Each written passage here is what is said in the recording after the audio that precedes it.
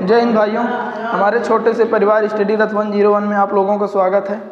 देखिए, ये लाभ हानि में हम लोग आज बट्टा और अंकित मूल्य वाले क्वेश्चन को लिखे हैं, तो इनको सोल्व करने का तरीका देखते हैं कैसे सोल्व होंगे। आप लोग अगर हमारी क्लास पर नए हैं तो चैनल को सब्सक्राइब कर लीजिए और कमेंट करके बताइएगा कि आप लोगों को क्लास कैसी लगी है। देखिए, एक कंपनी 3 क्रमवार बट्टे पेश करती है। पहला 25% तथा 15% का, दूसरा 30% तथा 10% का और तीसरा 35% तथा 5% का। इसमें हमें बताना है कि ग्राहक के लिए सबसे अच्छा कौन सा बट्टा होगा। ठीक है, कल हमने 2 बट्टे को 1 बट्टे करने सीखा था और 3 को भी 1 के बराबर करना सीखा था, है ना। तो अब देखिए, इसमें हमें ग्राहक के लिए बताना है कौन सबसे अच्छा रहेगा। तो ग्राहक के लिए वो सबसे अच्छा रहेगा जिसमें उसे सबसे ज़्यादा छूट मिलेगी। तो देखिए, अगर इनको हम जोड़ें तो ये सभी 40% आ रहा है सिर्फ ऐसे जोड़ने पर, है ना। तो जब भी ऐसे हमें दिया रहे और जोड़ने पर इधर बराबर है, यानी इसमें भी जैसे 40% आ रहा है, ये भी 40%, ये भी 40%, तो जिसका पहला वाला बट्टा सबसे ज़्यादा बड़ा रहेगा उसमें सबसे ज़्यादा छूट मिल जाएगी। जैसे इसमें पहली बार में ही 35% की छूट मिल जाएगी, तो ये जो है हमें इसमें सबसे ज़्यादा छूट मिल जाएगी। तो ग्राहक के लिए ये वाला सबसे ज़्यादा उपयुक्त रहेगा, है ना। और अगर पूछे कि व्यापारी के लिए कौन लाभदायक रहेगा, तो व्यापारी को जिसमें कम छूट देना पड़ेगा वो लाभदायक रहेगा। तो इसमें व्यापारी को कम छूट देना पड़ेगा, तो ये व्यापारी के लिए लाभदायक हो जाएगा और ये ग्राहक के लिए। ठीक है, और अगर इधर का योग बराबर ना आ रहा हो तो हमें 2 बट्टे को 1 करके तब उसमें देखना पड़ेगा कि इसमें सबसे ज़्यादा छूट मिल रही है। ठीक है, अब देखिए इसको, एक व्यापारी अपने सामान पर क्रय मूल्य से, देखिए यहाँ पर क्रय मूल्य से, ठीक है, क्रय मूल्य से 25% अधिक मूल्य अंकित करता है। यानी व्यापारी जितने में खरीद के लाया रहा होगा उससे 25% ज़्यादा उस पर अंकित कर दिया। ठीक है, तथा ग्राहकों को अंकित मूल्य पर 10% की छूट देता है। उसका लाभ प्रतिशत हमें बताना है। क्रय मूल्य से 25% अधिक अंकित करता है तो क्रय मूल्य को हम 100 मान लेंगे। ठीक है, अब इससे 25% अधिक अंकित करता है तो 125 अंकित करता है, ये हमारा अंकित मूल्य हो गया। अब ग्राहकों को अंकित मूल्य पर 10% की छूट देता है। इतना अंकित मूल्य है, इस पर 10% की छूट देता है तो मतलब इतने में बेचता है ना। ठीक है, तो अब इसको सोल्व करेंगे तो ये 25 पंचे 125, 25 चौको 100। अब ये 2 दूनी 4, 2 से 45 बार में गया, 5 पचम 25 और 5 चौक 20, तो 22 बटे 2, 112.5 आया। ठीक है, तो ये 112.5 कितना है, ये हमारा विक्रय मूल्य है। 10% छूट देने के बाद ये विक्रय मूल्य है। ठीक है, और क्रय मूल्य कितना था 100, अब विक्रय मूल्य कितना हो गया 112.5। उसका लाभ प्रतिशत हमें बताना है, तो लाभ कितने का हो रहा है 12.5 का। ठीक है, अब 100 से है इसलिए 12.5% आ जाएगा। क्लियर, 12 यानी 12.5% का उसे लाभ हो रहा है। ठीक, अब इस क्वेश्चन को देखिए, एक दुकानदार अपने ग्राहकों को 10% बट्टा देकर भी 26% लाभ कमाता है। यदि वस्तु का अंकित मूल्य 280 है तो वस्तु का हमें इस बार क्रय मूल्य बताना है। इस बार क्या था, हमें लाभ प्रतिशत बताना था और इस बार हमें लाभ भी दे दिया है ना। इस बार हमें क्रय मूल्य बताना है। तो एक संबंध होता है क्रय मूल्य और अंकित मूल्य में। देखिए यहाँ पर लिख रहा हूँ, CP और अमाउंट, यानी क्रय मूल्य और अंकित मूल्य में एक रिलेशन होता है 100 माइनस छूट परसेंट। 100 माइनस छूट परसेंट होता है क्रय मूल्य और 100 प्लस लाभ परसेंट होता है अंकित मूल्य। 100 माइनस छूट परसेंट होता है क्रय मूल्य, 100 प्लस लाभ परसेंट होता है अंकित मूल्य। ठीक है, ये रिलेशन याद रखिएगा, 100 माइनस छूट परसेंट क्रय मूल्य, 100 प्लस लाभ परसेंट अंकित मूल्य। देखिए यहाँ पर छूट परसेंट भी दिया है और लाभ परसेंट भी दिया है, तो इस रिलेशन में रख देंगे। ठीक है, तो छूट कितने की है 10% की, तो 100 में से 10 घटाएंगे तो 90 आएगा, है ना। और लाभ कितना है 26% का, तो 100 में 26 जोड़ेंगे तो 126 आएगा। अब आप इसको अनुपात से काट लीजिए, तो काटेंगे तो ये 9 से कट रहा है, तो 9 से ये 10 बार में, 9 एक कम 9, 4 6 2 8, ठीक है 9, 9 एक कम 9, 9 3 12, 9 चौक 36। ठीक है, तो 2 पंचे 10, 2 सत्ते 14, ये 5 अनुपात 7 हमारा क्रय मूल्य और अंकित मूल्य का अनुपात आया है। ठीक है, अब यहाँ से आगे सोल्व हो जाएगी। देखिए, वस्तु का अंकित मूल्य हमें दिया है 280 और यहाँ से अंकित मूल्य कितना है 7 है।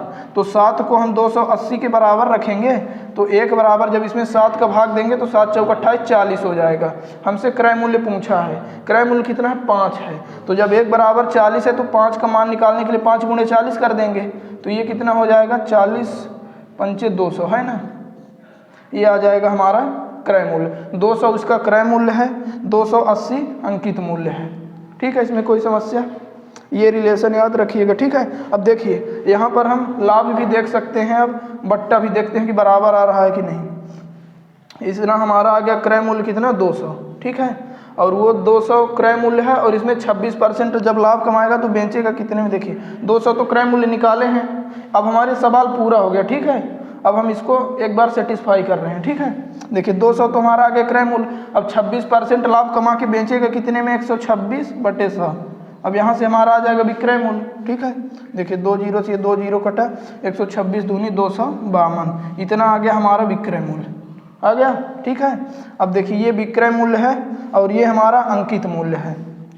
10% बट्टा देने के बाद ये विक्रय मूल्य आना चाहिए। देखिए 280 की चीज़ को कितने में बेच रहा है, अंकित मूल्य 280 है, बेच 252 में रहा है, तो कितने की छूट दे रहा है, ये दे रहा है 28 की छूट है ना। और छूट हमेशा होती है अंकित मूल्य पर, इसलिए बटे में अंकित मूल्य रखेंगे और परसेंट में 100 की गुणा, तो ये आएगा छूट परसेंट। छूट परसेंट निकालने के लिए तरीका है। ठीक है, 280 अंकित मूल्य है और 252 में बेच रहा है, तो छूट परसेंट निकालना है तो 28 की छूट दे रहा है, नीचे अंकित मूल्य और परसेंट में के लिए गुणे में 100। ठीक है, तो 28 से ये 10 बार में कटेगा, 1 जीरो से 1 जीरो, तो 10% छूट आ रहा है। प्रश्न में भी 10% छूट दिया था। सब कुछ कर सकते हैं, ये रिलेशन याद रखिएगा। ठीक है, क्लियर है इन तीनों में कोई समस्या। देखिए इन क्वेश्चंस को, पहले ये वाला क्वेश्चन देखिए। ठीक है, किसी वस्तु के अंकित मूल्य तथा विक्रय मूल्य का अनुपात 12:7 है, छूट प्रतिशत बताना है। ये अंकित मूल्य है 12 और ये विक्रय मूल्य है 7। ठीक है, अंकित मूल्य और विक्रय मूल्य का अनुपात है, हमें छूट प्रतिशत बताना है। तो आप इन्हीं को रियल वैल्यू मान के सॉल्व कर दीजिए। कहे कि हमसे परसेंट में आंसर पूछा है। ठीक है, और यहाँ पर अनुपात में दिया है। देखिए अंकित मूल्य 12 है, विक्रय मूल्य 7 है, तो 5 की छूट दिया है। ठीक है, नीचे हमेशा अंकित मूल्य, क्योंकि छूट हमेशा अंकित मूल्य पर दी जाती है। 5 की छूट दिया 12 पर, परसेंट में आंसर चाहिए इसलिए 100 की गुणा किए हैं। अब इसको सोल्व करेंगे तो ये 4 तिहाई 12, 4 से 25 बार में 25 पंचे 125/3, तो 3 चौक 12, 3 एकम 3, 2 20, तो ये 41.67% आएगा। ठीक है,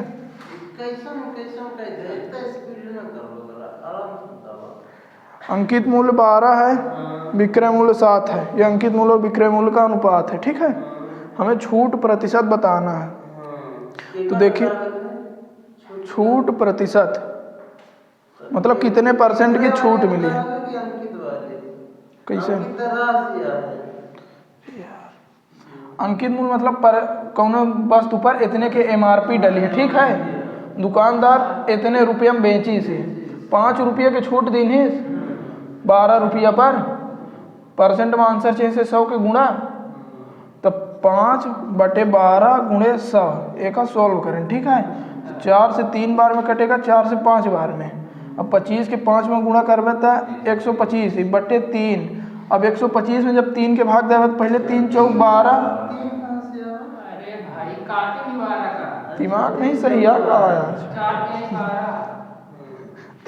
3 से 4 बेर 12 चला जी, 5 बचा, 3 एकम 3, तो 2, तो वह दशमलव लगान 20 हो जी, 3 छंग 18, ऐसे 6 हो चला जी, से एक बेर 7 लगा दें। ठीक है,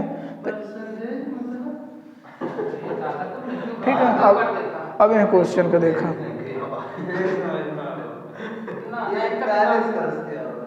कहाँ 125 में 3 के भाग दे तक मोबाइल निकाल के इतना यही। ठीक है,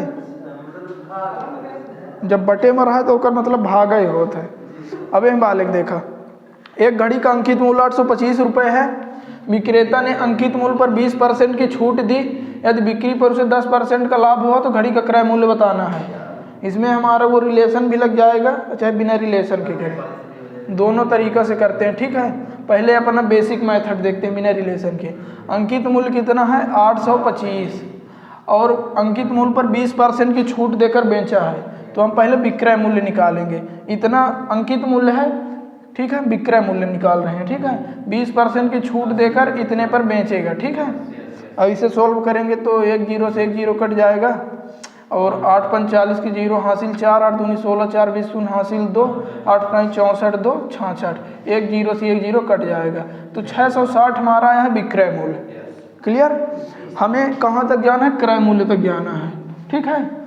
अब इस 660 में उस दुकानदार ने बेचा है जिस पर उसे 10% का लाभ हुआ है, यानी इस 660 में अभी दुकानदार का 10% का लाभ है।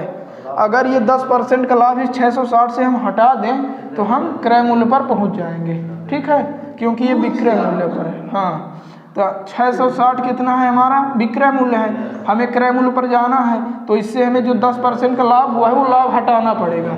10% के लाभ को हम 100 110 लिखते हैं ना, तो इसमें से लाभ हटाना, इसलिए 100 के ऊपर रख देंगे, 110 नीचे आ जाएगा, ठीक है। तो 1 0 से 1 0 कटा, 11 से 6 बार में कटा, तो ये 600, तो क्रय मूल्य आ गया 600, ठीक है। क्रय मूल्य हमसे पूछा था। तो ये तो अपना बेसिक मेथड हो गया, ठीक है। अब देखते हैं रिलेशन से कैसे होगा।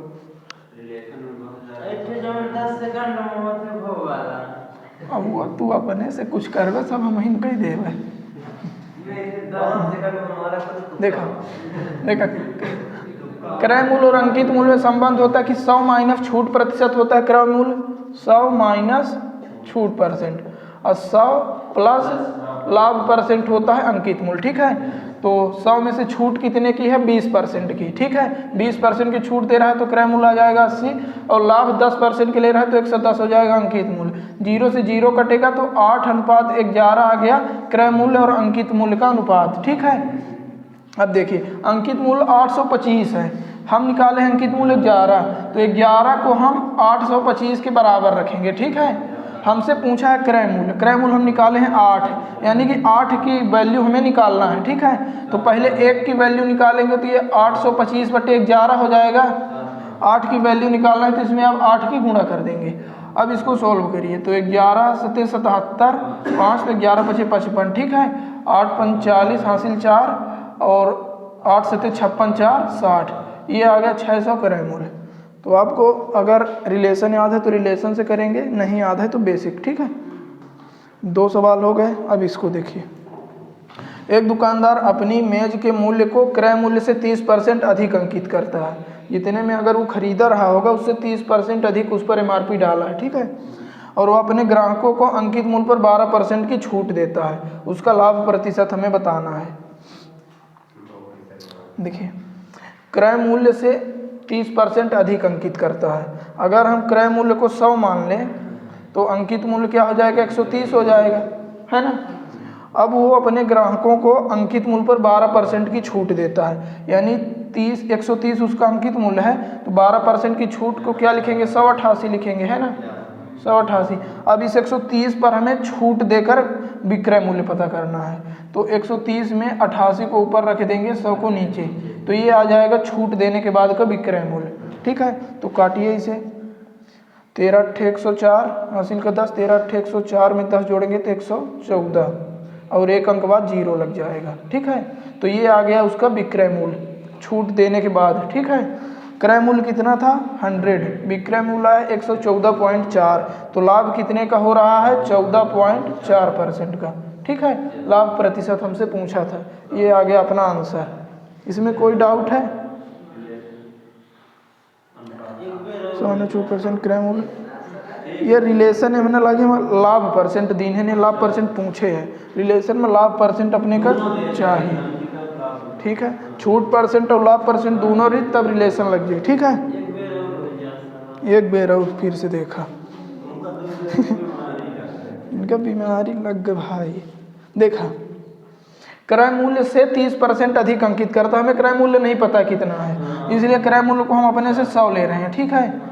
अब अंकित करता है इससे 30% अधिक, यानी 130 अंकित कर दिया, ठीक है। अब वो 12% की छूट पर वस्तु को बेचता है, 130 अंकित मूल्य है, छूट अंकित मूल्य पर मिलती है, ठीक है। तो 130 अंकित मूल्य है, 12% की छूट दिया तो 88% में बेचा होगा, तो अब इसका 88% निकाल दिए तो अब ये क्या बन गया, विक्रय मूल्य बन गया, है ना। इसको सोल्व जब करते हैं तो आता है 114.4, ठीक है। तो ये हमारा विक्रय मूल्य है और ये क्रय मूल्य है। तो हमसे लाभ परसेंट पूछा है, तो 100 की चीज़ को 114.4 में जब बेचेंगे तो 14.4% का लाभ आ जाएगा, ठीक है।